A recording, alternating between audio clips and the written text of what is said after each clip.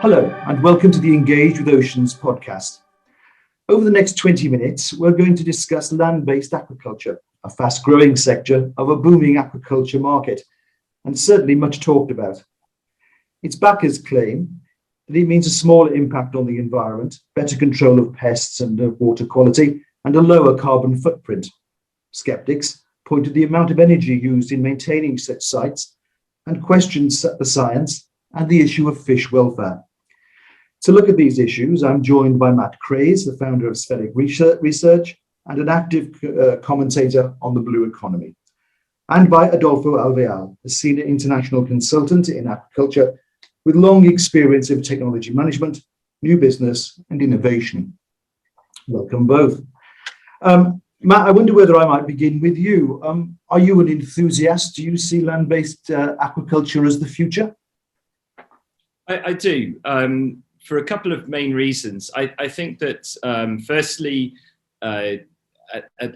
salmon, for example, the salmon industry is expanding rapidly across the world.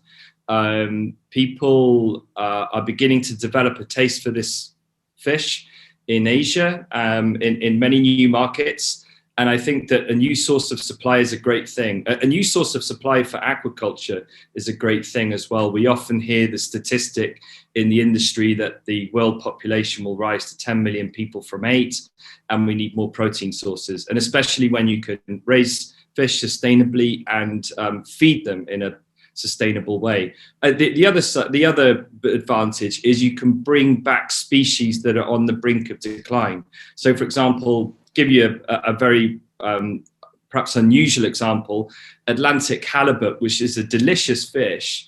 You can really now only find around the waters of Greenland. You can bring fish like that back through these RAS systems by mimicking the natural environment, and that's possible with this technology. Adolfo, where do you stand on the argument? Well, I am also optimistic about the future of land-based aquaculture, and particularly with the recirculation systems. Just consider that most of the aquaculture production in the world is based in land-based species produced there.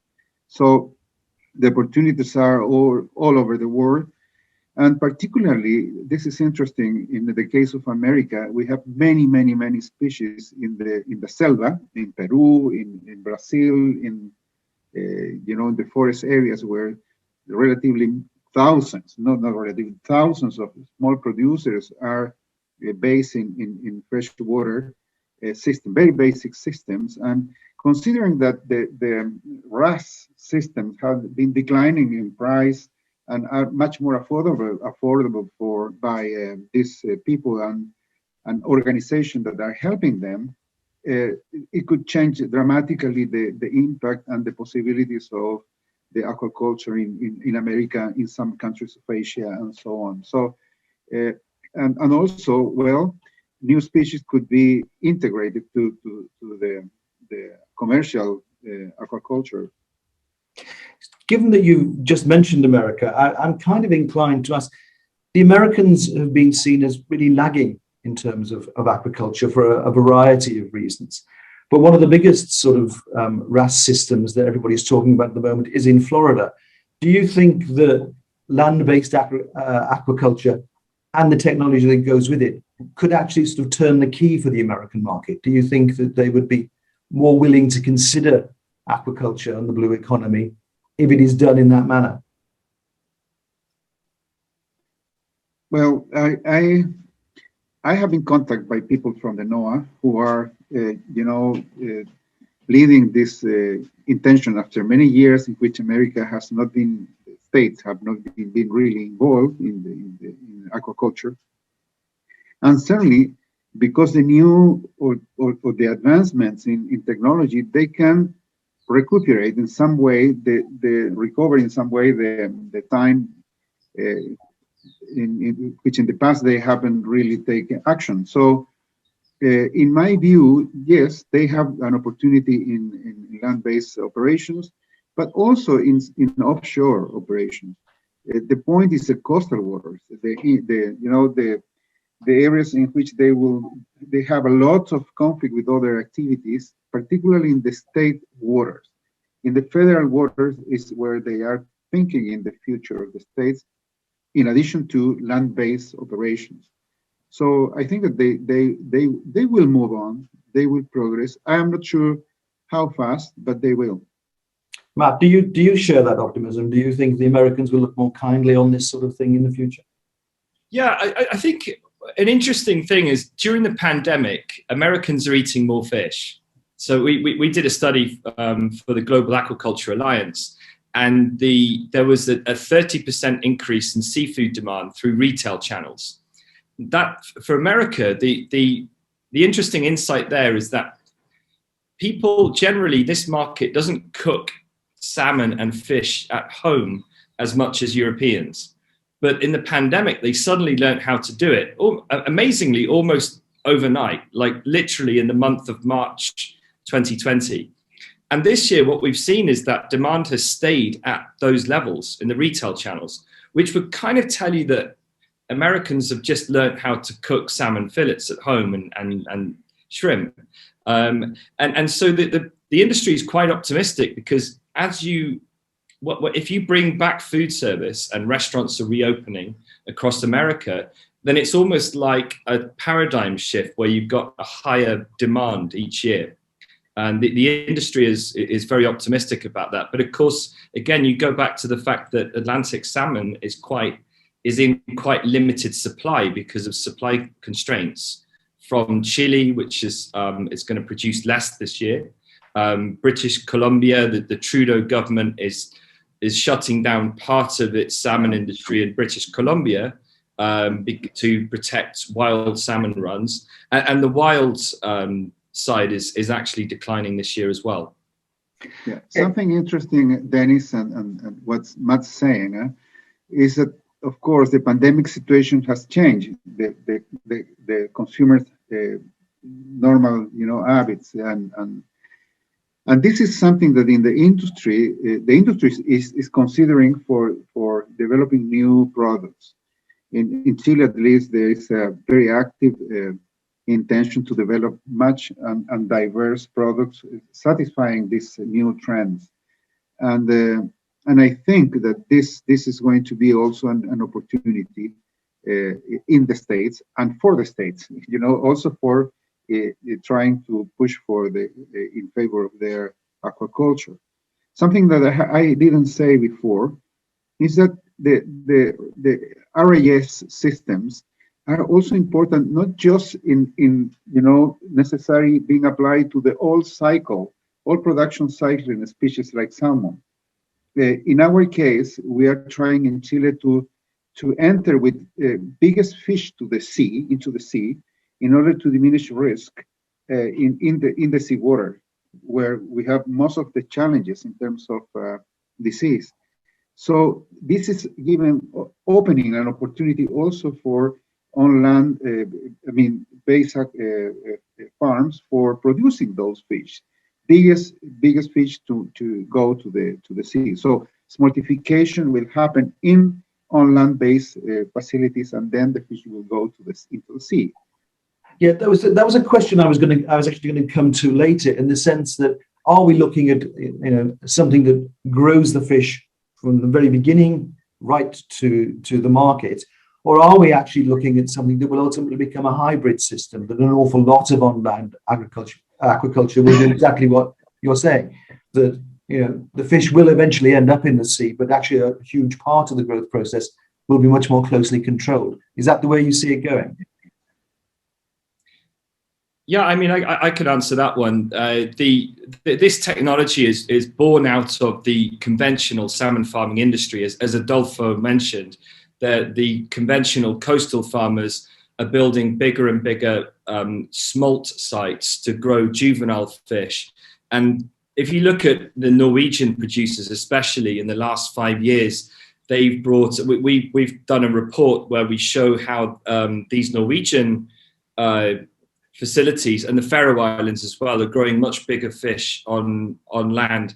So one of the designers, or the engineering companies that design these systems, Billund Aquaculture from Denmark, they told us that you could get a 20% increase out of the Norwegian salmon farming industry just by growing these larger smolt on land. And it is sort of like a hybrid system in a sense. So that's one source of new supply. Something, Dennis and Matt, that the industry has learned finally, or at least is approaching to that knowledge, is something that we knew in the turbot farming. I mean, for a long time, is the concept of having the hatchery phase, pre-on growing, and the on-growing phase. And this pre-on growing is crucial. Is the stage where when the fish developed its highest potential to grow well in the on-growing phase. So in the salmon industry for years, we have managed, in a very severe end of the freshwater phase and then the seawater phase, and the continuum is not considered at all. Let me put it that way. So managing in a much better way the transition from the freshwater to seawater through the smoltification, and working very well on that, we can get much more, fishing much more good potential for growing fast, as Matt is saying, and get a fantastic growth, and we can move, the harvest very significantly before. So that sounds to me, Adolfo, then that we're not really talking about on land and traditional sort of caged coastal or offshore fisheries competing with each other. They're going to actually work together.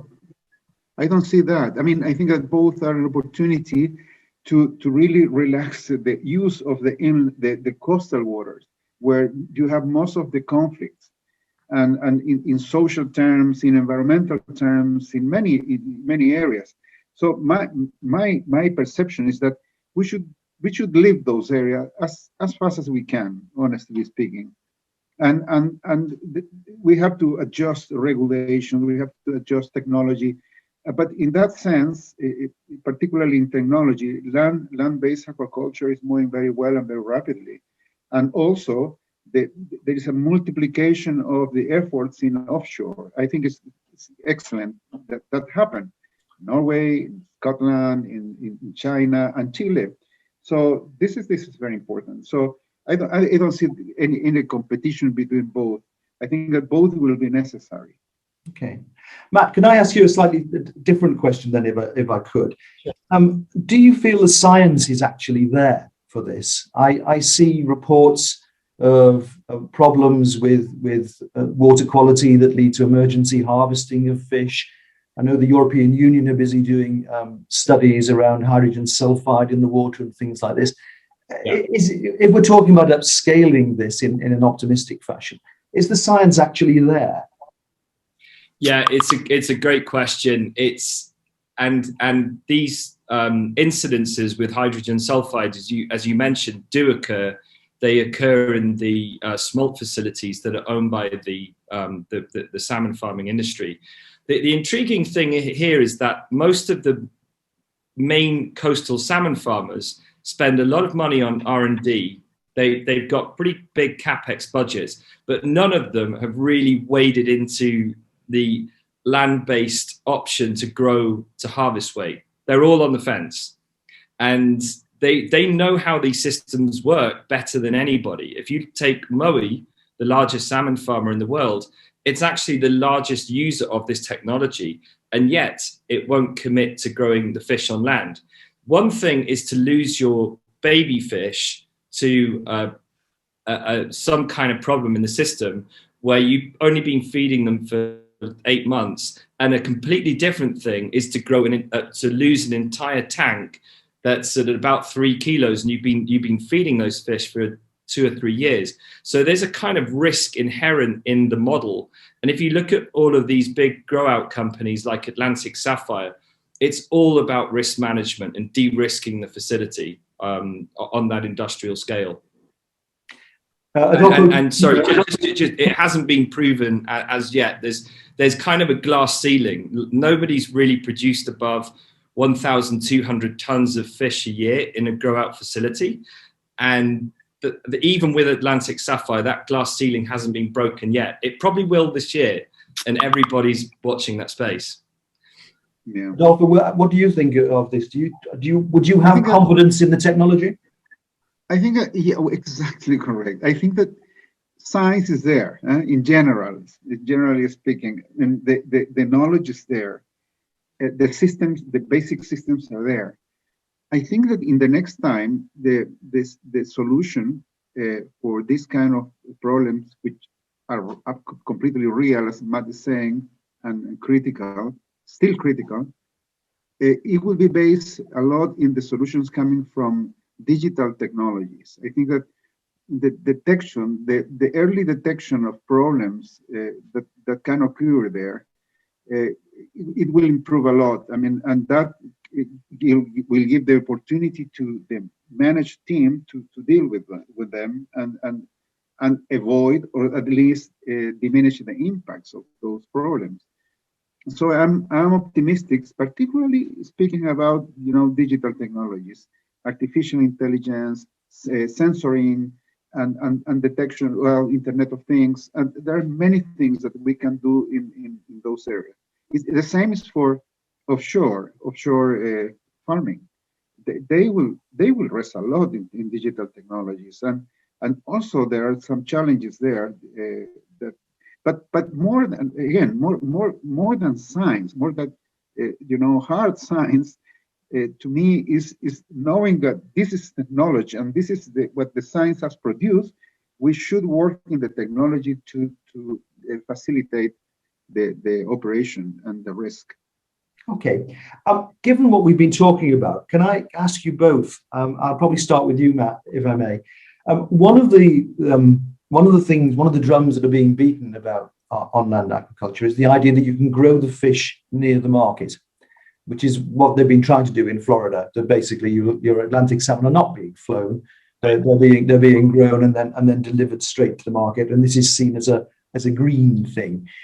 If we end up with a hybrid industry, which we may, from what I'm hearing here, then you're not actually moving the fish to the markets, are you? You're certainly improving the yield, you're certainly improving the environment, but you're not actually.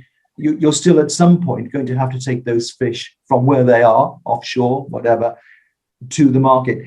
So is the carbon footprint advantage being overdone, do you think? Yeah, I would start first of all with the concept of a hybrid system, right? I think what we're seeing is we're seeing the conventional coastal salmon farming industry using this land technology to improve their own systems, but those fish will eventually be harvested out of the same ocean coastal areas where they're being harvested now. And then you've got this group of startup companies that are trying to grow fish right next to major urban centers. The case of Miami, you've got one of the best water resources in the Americas, the Floridian aquifer, which supplies Atlantic Sapphire with water, saline water, fresh water. So you're mimicking nature and at the suitable temperatures. And by the way, you're right next to the processing hub for all of the Chilean salmon that goes into the American market. Salmon is one of the very few forms of animal protein that is air freighted around the world, which is slightly ridiculous if you think about it, in a sense that you have a fresh protein resource that's getting put on an aeroplane to be eaten somewhere else. And that you don't see that with beef. You don't really see it with any other type of animal protein. And it's expensive as well. But a couple of things could happen there. The consumer could choose to eat a frozen fish. Frozen technology is way better than it used to be. So, for example, big production centers such as Chile could actually convince their customers to eat a frozen fish. That's one way of getting around the problem. But for sure, yes, there is a very real carbon footprint advantage if you're growing the fish right next to where it's consumed. Okay, and Adolfo, we are actually almost through our allotted 20 minutes. So can I ask you, we haven't talked about cost. we've talked a lot about environment. We've talked a lot about increasing yields and taking to market. This technology, will it ultimately, as a consumer, if I go to my supermarket or I go to my fishmonger, am I going to see a cheaper fish, a more expensive fish? How do you see the costs of this going? Well, at the moment, even when there have been a lot of improvement in terms of cost reduction on land-based farming operations, still the cost is higher than in the open systems in cages. But of course, if they are closer to the final consumers, they can reduce and be competitive in that regard. But even though that, they need really premium prices. They need over prices compared with the salmon from cages, which is very competitive even right now. So there is still to me a role to be covering the next time for diminishing that gap. I think that they will progress in that direction, but they have to remedy the problem that we have mentioned before. Land-based operations are not ready yet to be very competitive at all. I mean, they have to work a little bit more. So that means that at the same time, open cage aquaculture is progressing. It's doing, it's introducing technologies, digital technologies, and doing improvements, particularly in terms of reducing environmental impacts, which is a concern in the consumers, and it's a trend which is not going to change. It will be much more emphasized in the future. So I think that, yeah, probably something that it probably will happen in the future is that the principles of the land-based aquaculture, particularly the RAS, it will be introduced in some way of new technologies in the sea. I'm sure that will happen, and some people are working on that because they're in the same water, and they can control the water quality in the farming of fish, in the environment of farming, but at the same time in the water which is finally discharged to the water body. So I'm very optimistic that from all these efforts, we will arrive to a much better aquaculture in the near future, not very far away. I think it's just in the next years. That's kind of interesting. Sorry, go ahead, Mark. Oh yeah, I was just going to add to that. Some of the big companies that are developing these grow out systems say that they can achieve cost parity with coastal salmon farming. And just to go back to that previous point again, the Chilean salmon farm is probably a little bit unfair to the Chilean salmon farming industry when I talked about air freight. But in reality, if the American consumer would accept frozen fish, you would actually take a lot of cost out of that product, because you bring down about a fifth of the cost is the air freight cost. So if that change happened among consumers, you would actually have a very different scenario. But right now, the RAS guys can effectively take out $1 in every pound sold by removing the air freight. So in a kind of NPV or a net present value model used by the banking industry, you can actually mitigate the expensive cost of building your facility with these lower transport costs over time. But the only way you do that is by loading the facility with sufficient density. Mm-hmm. And that's where we go back to the same issue of the biology and the difficulties that these guys have faced. Nobody's had the confidence to stock these facilities at full capacity. And that's the only time you achieve your production costs at parity. Otherwise, you're more expensive. Okay. Yeah, final question then in that case, if I might. If we're there or nearly there, how closely watched by the industry at large are facilities like that Florida facility? Are they seen, probably a bit cruel to them really, are they seen as a kind of test bed for what might happen? And are they being watched that closely, or are they just one of a number of initiatives? Adolfo, do you think they provide lessons on their own, or is the whole thing bigger than that now? You mean the facilities like Sapphire and yeah, exactly, the pioneer ones? I'm sure. I mean, the experience coming from Atlantic Sapphire has illuminated some other effort, growing in other parts of the world, and they are considering a lot what's going on there. They have communicated.